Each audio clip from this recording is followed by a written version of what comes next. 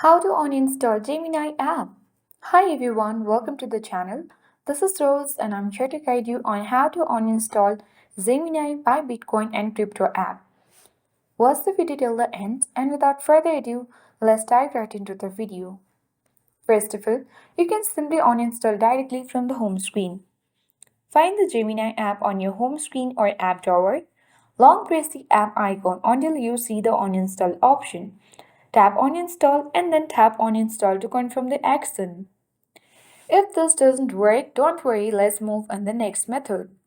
First, you can go to settings, scroll towards the apps, tap on it. Now select app management and search for a Gemini application to open its information page. Here you will see the uninstall button, tap on install and tap OK button to uninstall your app.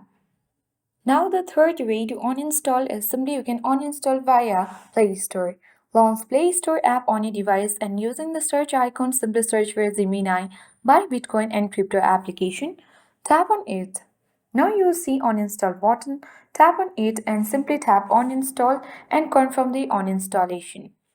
And that's it. Your Gemini application will be uninstalled from your device.